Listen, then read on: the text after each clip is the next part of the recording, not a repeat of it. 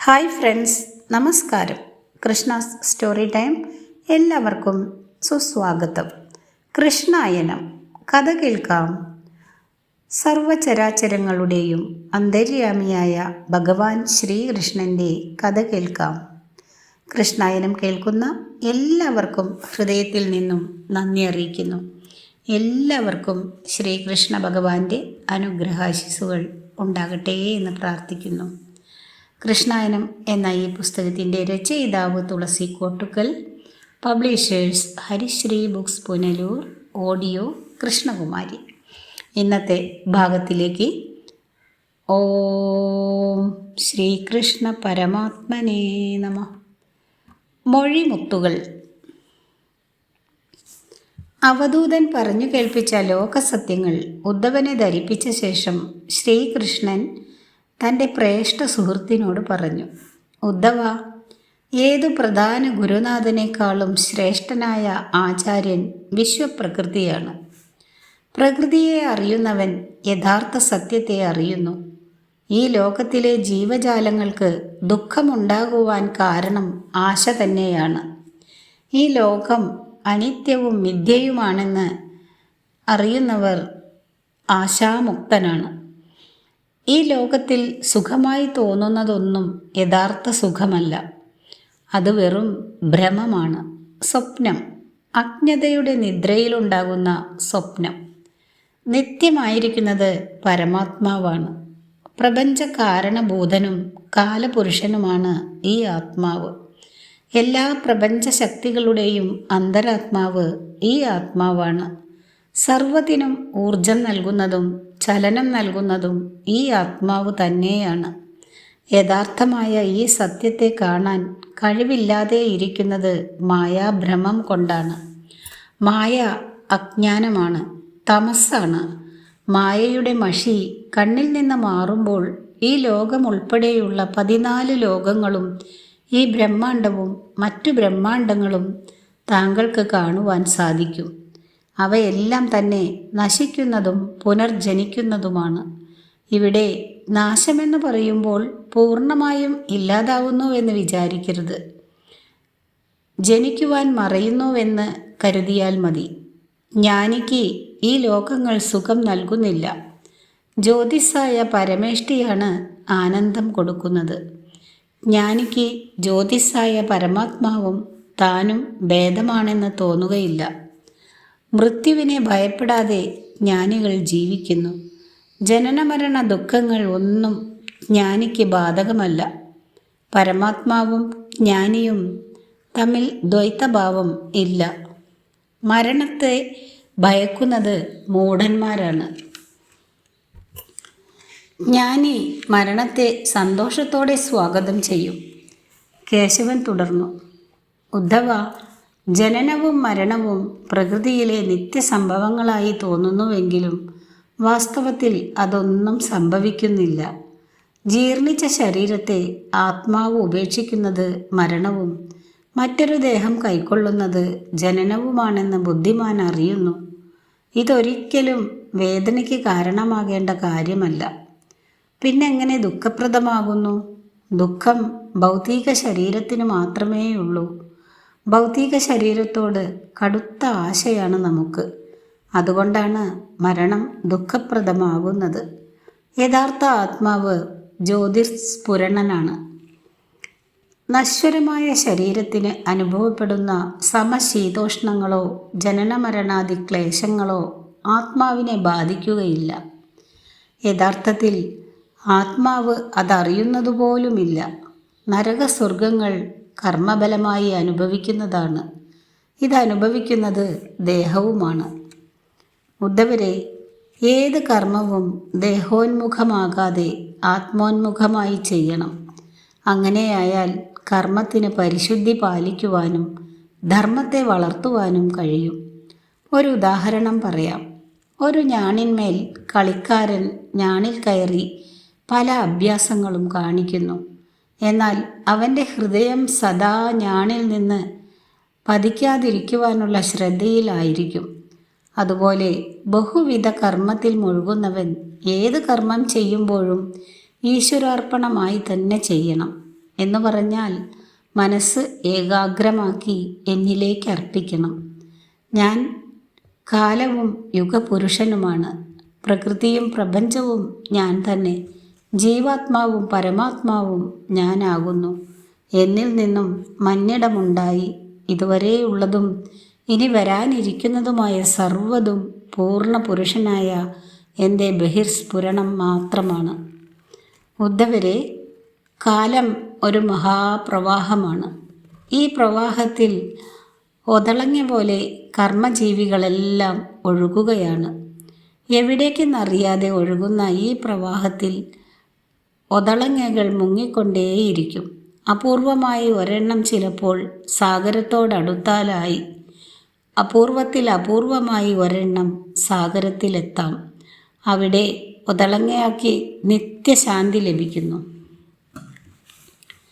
ഒരുവൻ തീർത്ഥത്തിൽ പോയതുകൊണ്ടോ അഭ്യംഗ സ്നാനം കഴിച്ചതുകൊണ്ടോ വേദശാസ്ത്ര പാരായണം നടത്തിയതുകൊണ്ടോ ദേവാലയ ദർശനം ഭംഗിയായി അനുഷ്ഠിച്ചതുകൊണ്ടോ എൻ്റെ ഭക്തനായി മാറണമെന്നില്ല.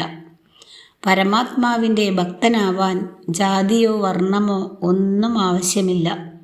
എല്ലാ ഭക്തന്മാരും എനിക്ക് തുല്യരാണ്. ഭക്തി ഏതു വിധവുമാകാം. കുചേലൻ്റെ അവിൽ ഹൃദ്യമായി ഞാൻ കഴിച്ചു. വിതുരരുടെ അത്താഴക്കഞ്ഞിക്കുള്ള സ്വാദ് അചിന്ത്യമാണ്. പാഞ്ചാലിയുടെ ഒരു തുണ്ട് ചീരയും കാനന ജലവും എനിക്ക് അമൃതായിരുന്നു. ഭക്തൻ ആരെന്ന് ഞാൻ നോക്കാറേയില്ല. ഭക്തിയെ മാത്രമേ ശ്രദ്ധിക്കാറുള്ളൂ. ഭക്തി ഒന്ന് മാത്രം മതി ശ്രേഷ്ഠമായ മുക്തി ലഭിക്കുവാൻ. എൻ്റെ ഭക്തന്മാരുടെ സുഖമാണ് എൻ്റെ സുഖം. ഗോലോകത്തിൽ വസിക്കുന്നുവെങ്കിലും യഥാർത്ഥത്തിൽ ഭക്തന്മാരുടെ ഹൃദയത്തിലാണ് എൻ്റെ വാസം. ഉദ്ധവ, അങ്ങ് ഇക്കാര്യം മനസ്സ് വെച്ച് ശ്രദ്ധിച്ചാലും. വേദങ്ങളുടെ അന്തസ്സാരമായ പ്രണവം ഉത്തമ പുരുഷനാണ്. അക്ഷരങ്ങളിൽ അകാരാദിയും വേദമന്ത്രങ്ങളിൽ ഗായത്രിയും ഉത്തമ പുരുഷൻ തന്നെ. പ്രഭാഗോളങ്ങളിൽ കർമ്മസാക്ഷിയും ഈ പുരുഷനാണ്. ഉത്തമ പുരുഷൻ്റെ ബഹുരൂപങ്ങളാണ് ഈ കാണുന്ന സമസ്ത വിഭൂതികളും. എന്നിൽ നിന്നാണ് ഈ സർവ്വതും ഉദയം കൊള്ളുന്നത്. എന്നിൽ തന്നെ ഇതെല്ലാം ലയിക്കുകയും ചെയ്യുന്നു. ഉദ്ധവൻ പറഞ്ഞു, കേശവ, അമൃത് പോലെ മധുരമായ നിന്റെ വാക്കുകൾ ഞാൻ ശ്രവിച്ചു. തപസ്സിനു പോകണമെന്നാണ് എൻ്റെ ആഗ്രഹം. ഞാൻ ഇപ്പോൾ തന്നെ അതിന് മുതിരുകയാണ്. കേശവൻ പറഞ്ഞു, ഉദ്ധവ, കർമ്മബന്ധങ്ങളിൽ നിന്ന് മോചനം നേടുവാൻ എങ്ങും ഓടി ഒളിക്കരുത്. കുറച്ചു ദിവസം കൂടി താങ്കൾ ദ്വാരകയിൽ വേണം. സമാധാനത്തോടെ വസിക്കുക.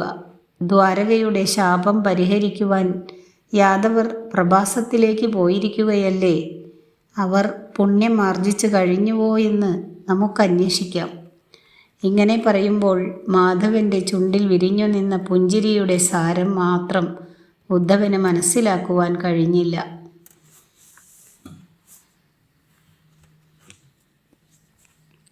അടുത്ത ഭാഗം യാദവനാശം.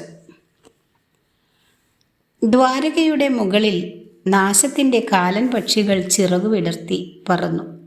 സാഗരത്തിൻ്റെ അനന്ത നീലിമയിൽ നിന്നും പറ്റം പറ്റമായി അവ പറന്നു വന്നുകൊണ്ടേയിരുന്നു. താഴികക്കുടങ്ങളിൽ അവ കൂട്ടം കൂട്ടമായി ഇരുന്നു. കാലൻ പക്ഷികളുടെ ഭയം ജനിപ്പിക്കുന്ന ശബ്ദം ഓരോ ഭവനങ്ങളിലും താണിറങ്ങി. സ്ത്രീകളും പൈതങ്ങളും ആ ശബ്ദത്തിൽ ഞെട്ടിപ്പിടഞ്ഞു. കൂർത്തു വളഞ്ഞ കൊക്കും ചോരച്ച കണ്ണുകളുമുള്ള ശ്മശാന പക്ഷികൾ സായാഹ്നത്തിൻ്റെ തുടുപ്പിൽ ആഹ്ലാദിച്ച് പ്രഭാസ തീർത്ഥത്തിലേക്ക് പറക്കുവാൻ തുടങ്ങി. കുശസ്ഥലിയിൽ നീലാകാശത്ത് കുട പരത്തിയ അരയാലിൻ്റെ ചുവട്ടിലിരുന്ന് ഗർഗൻ ആ കാഴ്ച കണ്ടു. മനുഷ്യൻ്റെ കുടൽവള്ളികൾ പഥ്യമായി കൊത്തിവലിക്കുന്ന ശ്മശാന പക്ഷികൾ പ്രഭാസത്തിലേക്ക് ചാലിടുന്നത് കണ്ടപ്പോൾ ആചാര്യൻ ഞെട്ടി. യാദവർ അവസാനിക്കുകയാണോ? കേശവ, എല്ലാത്തിനും നീ അന്ത്യം കുറിക്കുന്നുവോ? ചുണ്ടുകളിൽ വിതുമ്പി തുളുമ്പിയ വാക്കുകൾ ഇരു കരങ്ങളും നീട്ടി മന്ദാനിലൻ ഏറ്റുവാങ്ങി. ഗർഗൻ യാദവരോടൊപ്പം പ്രഭാസത്തിലേക്ക് പോകുവാൻ ഒരുങ്ങിയതാണ്. പിന്നെയും വേണ്ടെന്നു വെച്ചു. ഇപ്പോഴോ പ്രഭാസത്തിലേക്ക് പോകുവാനുള്ള ആഗ്രഹവും പൂർണ്ണമായി നശിച്ചു. ഒന്നിനും ഒരു നിലയില്ല. കുന്നും കുഴിയും സമതലവും നശിക്കും. അൻപും വൻപും ഇമ്പം വിട്ടകലും. അതിലെന്തിന് നാം തുമ്പം കൊള്ളുന്നു? മാധവ, നിന്റെ ചിന്തകൾ ലൗകിക ജനത്തിന് അജ്ഞാതം. മുളകൾ തങ്ങളിലുരസി അഗ്നിയുണ്ടാക്കുന്നു. കഷ്ടം! ആ ദാവാഗ്നിയിൽ മുളകൾ തന്നെ വെന്തെരിയുന്നു. ഇതാ യാദവർ സ്വയം നശിക്കുന്നു. കേശവ, നിന്റെ ചിന്തയും വിധിയും പൂർണ്ണമാകുന്നു. ആർക്കാണ് ഈ വിനാശത്തെ തടയുവാൻ കഴിയുക? സേതു മുറിയുന്ന ജലധാര പോലെ ഇനിയെല്ലാം നശിച്ചു തീരട്ടെ.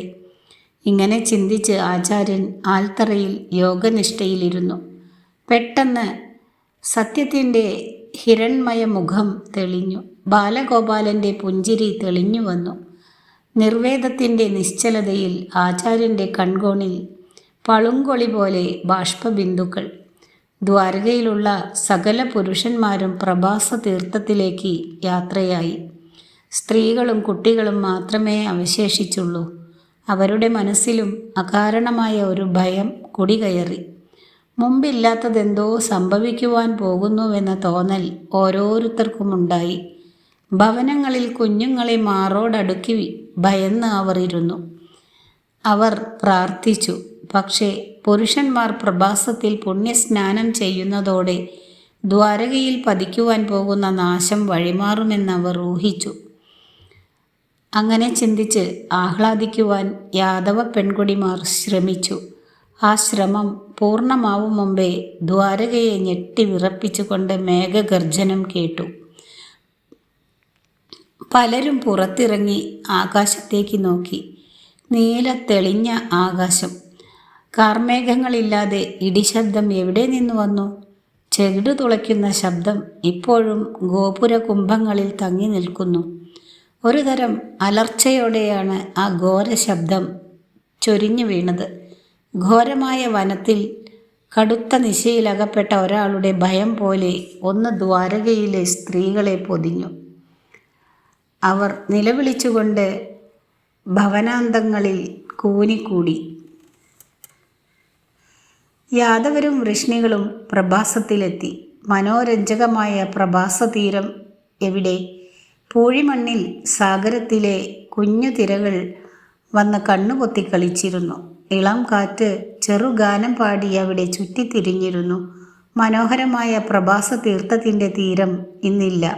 അവിടെ നിറയെ കറുപ്പും തവിട്ടു നിറവും കലർന്ന ഏരക പുല്ലുകൾ വളർന്നിരിക്കുന്നു. ഒരാൾ പൊക്കവും കഴിഞ്ഞ് വളർന്നു നിൽക്കുന്ന ഏരകപ്പൊന്തകൾ. ഇവിടെ എവിടെയാണ് നാം സ്നാനം ചെയ്യേണ്ടത്? പലരും പരസ്പരം ചോദിച്ചു. 4 മാസത്തിനു മുൻപ് എത്ര മനോഹരമായിരുന്നു ഈ തീർത്ഥക്കര. നനുത്ത വെളുത്ത മണൽ കൊണ്ട് തീരം ശോഭിച്ചിരുന്നു. അന്തിയിൽ പാളി വീഴുന്ന സൂര്യൻ്റെ ചെങ്കതിരുകൾ കരയെ മുകരുമ്പോൾ ഭൂമിദേവി കോരി തരിക്കുമായിരുന്നു. സാത്യകിയും കൃതവർമാവും ഉഗ്രസേന മഹാരാജാവും മറ്റു യാദവരും ഒരു തരം അമ്പരപ്പോടെ ചുറ്റും നോക്കി. കറുത്തിരുണ്ട ആകാശം താണിറങ്ങി നിൽക്കുന്നത് പോലെ അവർക്ക് തോന്നി. ആകാശത്തിൽ വരിയിട്ട് പറക്കുന്ന ശ്മശാന പക്ഷികളെയും അവർ ദർശിച്ചു. ഏരകപ്പുല്ലുകളുടെ തുഞ്ചിൽ കാറ്റ് തടവി. ഭീകരമായ ഒരു ശബ്ദം അതോടെ ഉയർന്നു. സാത്യകി തുടങ്ങിയവർ ഒഴിച്ച് മറ്റുള്ളവർ ഭയന്നു. ആർക്കും നാവില്ല. നാവിൻ തുമ്പുകൾ ഉണങ്ങിയിരിക്കുന്നു. കണ്ണുകൾക്ക് കാഴ്ചയും കുറയുന്നു. വൃഷ്ണികൾ ഒരുവിധം വിളിച്ചു ചോദിച്ചു. യാദവ പ്രമുഖരെ, ഇതാണോ പുണ്യസ്ഥലം? യാദവരും ഒരുവിധം വിളിച്ചു ചോദിച്ചു. വൃഷ്ണി വീരന്മാരെ, ഇതാണോ പുണ്യസ്ഥലം? പരസ്പരം അവർ കുറ്റപ്പെടുത്തി. പക്ഷേ ആ വാക്കുകൾക്ക് ഊറ്റം കുറവായിരുന്നു. അഹങ്കാരികളായ യാദവരും വൃഷ്ണികളും കേശവനെ കുറ്റപ്പെടുത്തി. പൊന്തക്കാട്ടിനുള്ളിൽ ഇഴയുവാൻ വിട്ടതിന് കേശവനെ കൊല്ലണമെന്ന് വരെ അവർ വിളിച്ചു പറഞ്ഞു. യാദവരും വൃഷ്ണികളും ആനന്ദിക്കുവാനുള്ള വക ഏറെ കൊണ്ടുവന്നിരുന്നു. വിശുദ്ധമായ മദ്യം, മതിര പതഞ്ഞു. മനുജഹൃദയങ്ങളിൽ അത് നുരഞ്ഞു. യാദവ പ്രമുഖർ മദ്യപിച്ച് മതോന്മത്തരായി. മദ്യവും യാദവരുടെ ഞരമ്പുകളെ ത്രസിപ്പിച്ചു. യാദവർ വികസിച്ചു. ഊർജം ഉണർന്നു. ഓരോ ഏരകപ്പുല്ലും അവർക്ക് ശത്രുക്കളായി തോന്നി. പ്രഭാസ തീർത്ഥക്കര മദ്യശാലയായി മാറി. പലരുടെയും സ്വബോധം നശിച്ചു. പ്രപഞ്ചം തലകുത്തി നിൽക്കുന്നതായി അവർക്ക് തോന്നി. സാത്യകി പെട്ടെന്ന് കൃതവർമാവിനെ നോക്കി ആക്രോശിച്ചു. എടാ, നീ ചതിയനാണ്, വഞ്ചകൻ, ആണത്തമില്ലാത്തവൻ, ദുഷ്ടൻ. അല്ലെങ്കിൽ ഒരു യോദ്ധാവിന് ചേർന്ന പണിയാണോ നീ പാണ്ഡവരുടെ കൈനിലകളിൽ കാണിച്ചത്? പാഞ്ചാലി നന്ദനന്മാരെ ഉറക്കത്തിൽ വെട്ടിക്കൊന്നിട്ട് വന്നിരിക്കുന്നു ശൗര്യം പറയുവാൻ. ഈ ക്ഷണം എൻ്റെ മുന്നിൽ നിന്ന് കടന്നുകൊള്ളണം. യാദവർക്ക് അപമാനം വരുത്തിയ കശ്മലനാണു നീ. കോപം കൊണ്ട് കൃതവർമാവ് കത്തിക്കാളി. അക്ഷികളിൽ നിന്നും അഗ്നിപ്പൊരി ചിതറി കൃതവർമാവ് സാത്യകിയോട് പറഞ്ഞു. എടാ മൂഢമതേ, രണത്തിൽ മെച്ചം പറയുന്ന നീ എത്ര പ്രാവശ്യം മരണത്തെ മുഖാമുഖം കണ്ടുവെന്ന് എനിക്കറിയാം. ആ സമയമെല്ലാം കേശവൻ നിന്നെ രക്ഷിച്ചു. പാർത്ഥൻ്റെ കരത്തിൽ നിന്നും കടം കൊണ്ട ജീവിതവും ശരീരവുമാണ് നിൻ്റേത്. അത്രയും ഒരു പോരാളി അധപ്പതിക്കുവാൻ പാടില്ല. എടാ ദുഷ്ടാത്മാവേ, ഞാൻ ഇന്നുവരെ എൻ്റെ മനസ്സും ശരീരവും പണയം വെച്ചിട്ടില്ല. ആണത്തമില്ലാത്തവൻ കുറ്റപ്പെടുത്തുവാൻ വന്നിരിക്കുന്നു. കൃതവർമാവിൻ്റെ വാക്കുകൾ സാത്യകിയുടെ ഹൃദയത്തിൽ തുളച്ചിറങ്ങി. ഇരുവരുടെയും കണ്ണുകൾ തിളങ്ങി. മസ്തകം പിളർത്തി പോരാടുവാൻ മുട്ടനാടുകൾ നിൽക്കും പോലെ രണ്ടുപേരും മുഖത്തോട് മുഖം നോക്കി നിന്നു. പെട്ടെന്ന് യാദവരും രണ്ടു പക്ഷമായി. സാത്യകിയെ അനുകൂലിക്കുന്നവർ അദ്ദേഹത്തിന് സമീപം നിന്നു. കൃതവർമാവിനെ സഹായിക്കുന്നവർ അദ്ദേഹത്തിന് ചുറ്റും നിന്നു. സാത്യകിയും കൃതവർമാവും വാ കൊണ്ട് പോരു തുടങ്ങി. ഇരുവരും ആയോധനത്തിനു വിളിച്ചു. രണ്ടുപേരിലും വാശി മൂർച്ഛിച്ചു. ഇവരെ രണ്ടുപേരെയും രമ്യതയിലാക്കുവാൻ ചിലർ ശ്രമിച്ചു. അവർ ബലരാമനെ അന്വേഷിച്ചു. പക്ഷേ അദ്ദേഹത്തെ അവിടെ എങ്ങും കണ്ടില്ല. യാദവർ തെരച്ചിൽ തുടർന്നു. തീർത്ഥത്തിൻ്റെ തെക്കേ കരയിൽ വാരുണി ലഹരിയിൽ സ്വയം മറന്നിരിക്കുകയാണ് ബലരാമൻ. ഏരകപ്പുല്ലുകൾ വകഞ്ഞുമാറ്റി അടുത്തെത്തിയ യാദവർ ബലരാമനെ ഉണർത്തുവാൻ ഏറെ ശ്രമിച്ചു. അതൊരു വൃഥാശ്രമം തന്നെയായിരുന്നു. മടുത്തുമാറാതെ രണ്ട് ഗജവീരന്മാരെ പോലെ സാത്യകിയും കൃതവർമാവും അടുത്തു. യാദവർ അവരെ പ്രോത്സാഹിപ്പിച്ചു. മദ്യലഹരി എല്ലാം മറവിയിലാഴ്ത്തി. തർക്കം മൂത്തു. അഹന്തയുടെ അഴുക്കിൽ പൊതിഞ്ഞു നിന്ന യാദവർ ആയുധമേന്തി. പെട്ടെന്ന് കൃതവർമാവും സാത്യകിയും ആയുധങ്ങളെടുത്തു പെരുമാറി. പരസ്പരം വെട്ടിയും കുത്തിയും ഒഴിഞ്ഞും കയറിയും മറിഞ്ഞും തിരിഞ്ഞും മുന്നാഞ്ഞ് പറന്ന് വെട്ടിയും പിന്നാഞ്ഞ് കമിഴ്ന്നുയർന്നും അവർ അവസ്ഥ മറന്ന് പോരു തുടങ്ങി. അന്തകരും ഭോജന്മാരും വൃഷ്ണികളും പെട്ടെന്ന് ചേരികളായി തിരിഞ്ഞു. അവർ ആയുധമേന്തി ആക്രോശത്തോടെ പാഞ്ഞടുത്തു. ആയോധനം മുറുകി. അഗ്രജനും അവരജനും ഏറ്റുമുട്ടി. മാതുലനും അനന്തിരവനും കിണഞ്ഞു പോരടിച്ചു. മക്കളും പിതാക്കളും പറന്നു നിന്ന് വെട്ടി. മദ്യലഹരിയിൽ ബന്ധങ്ങളും സ്വന്തങ്ങളും മറന്ന് യാദവർ പരസ്പരം വെട്ടിയും കൊന്നും മുന്നേറി. എന്തിനാണ് ഈ പോരാട്ടം? അതാർക്കും അറിയില്ലായിരുന്നു. ഉദരം കീറി മകനെ മേലോട്ടെറിഞ്ഞ് പിതാവ് അട്ടഹസിച്ചു. പിതാവിൻ്റെ മസ്തകം ഒറ്റ വെട്ടിന് രണ്ടായി പിളർന്ന് മകൻ കരബലം സുഹൃത്തിന് കാണിച്ചു കൊടുത്തു. അവർ ആർത്തട്ടഹസിച്ചു. അടുത്ത നിമിഷം ഇരുപേരും വാളുയർത്തി പോരു തുടങ്ങി. മാതുലൻ്റെ നാക്ക് വലിച്ചും മുറിച്ചും സഹോദരൻ്റെ വദനത്തിൽ വാൾ കുത്തിയിറക്കിയും ബന്ധുക്കൾ ആഹ്ലാദിച്ചു. നുരയുന്ന ചോര പുൽത്തുമ്പിൽ പുതുവർണം ചൂടി. കറുത്ത പുല്ലുകൾ ചതഞ്ഞു ചുവന്നു. ആകാശവും ഭൂമിയും വേർതിരിക്കുവാനാവാതെയായി. തമസ് അവരെ പൊതിഞ്ഞു. പരസ്പരം തിരിച്ചറിയാതെ വെട്ടിയും കുത്തിയും യാദവർ രണനാടകമാടി. കേശവൻ്റെ പുത്രന്മാരും പൗത്രന്മാരും ആയുധമേന്തി. അട്ടഹാസം മുഴക്കി അവർ പാഞ്ഞടുത്തു. ഏരകപ്പുല്ലുകൾ വെട്ടിമാറ്റിയും വൃഷിണികളുടെയും അന്തകരുടെയും മാറിൽ വാൾ താഴ്ത്തിയും കേശവൻ്റെ പുത്രന്മാർ രണക്കൂത്ത് നടത്തി.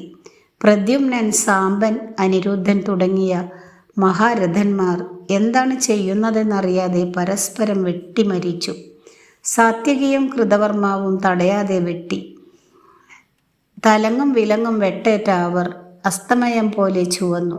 ചോര വാരിയിൽ മുങ്ങി ഏരകപ്പുല്ലുകൾക്കുമീതെ കമിഴ്ന്നു.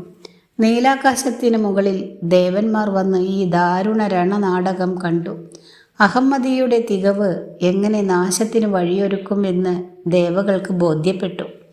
അസഹ്യവും അപാരവുമായ ഈ പരിണത കണ്ട് അഷ്ടദിക്പാലകർ വിസ്മയിച്ചു. ആയോധനത്തിൽ പലരുടെയും വാളുകൾ മുറിഞ്ഞു വീണു. ധനുസ്സുകൾ ഒടിഞ്ഞു തകർന്നു. ചിലർ മുറിഞ്ഞ വാൾമുന എതിരാളിയുടെ ഹൃദയത്തിൽ കുത്തിത്താഴ്ത്തി പക മാറ്റി. മറ്റു ചിലർ മുറിഞ്ഞ ധനുസ്സുകൊണ്ട് ചിലരുടെ മസ്തകം തച്ചു പൊളിച്ചു.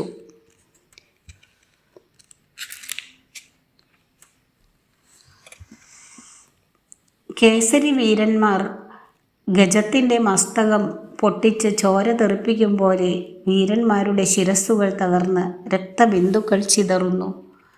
ആയുധങ്ങൾ നഷ്ടപ്പെട്ടവർ മരിച്ചവരുടെ ദേഹങ്ങൾ തൂക്കിയെടുത്ത് എതിരാളിയെ അടിച്ചു. ആയുധമായി മനുഷ്യനെയും ലഭിക്കാതെയായപ്പോൾ ചിലർ ഏരകപ്പുല്ലുകൾ ഊരിയെടുത്തു. ആയസബലമുള്ള പുല്ലുകൾ കൊണ്ട് നല്ല മുനയുണ്ടായിരുന്നു.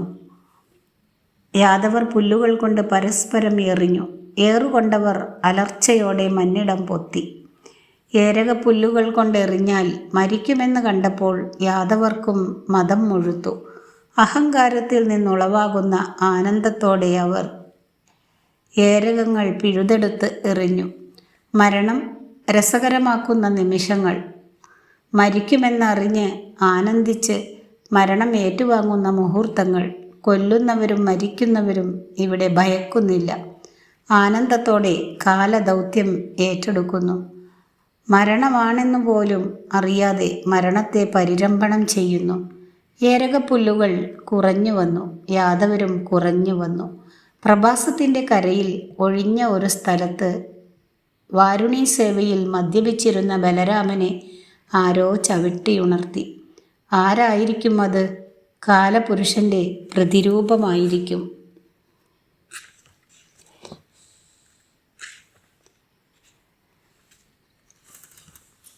ഇതോടുകൂടി ഈ ഭാഗം അവസാനിപ്പിക്കുകയാണ്. ഇതിൻ്റെ അടുത്ത ഭാഗം അടുത്ത ദിവസത്തെ വീഡിയോയിലൂടെ കേൾപ്പിക്കാം. ഇനിയും കുറേ വായിക്കാനുണ്ട് ഈ ഭാഗത്തിൽ. അപ്പോഴേക്കും വീഡിയോ ഒരുപാട് ലെങ്തിയാവും. വീഡിയോ ഇഷ്ടമായാൽ എല്ലാവരും ഒന്ന് ലൈക്ക് ചെയ്യുക. സബ്സ്ക്രൈബ് ചെയ്യാത്തവർ സബ്സ്ക്രൈബ് കൂടി ചെയ്യുക. Thank you.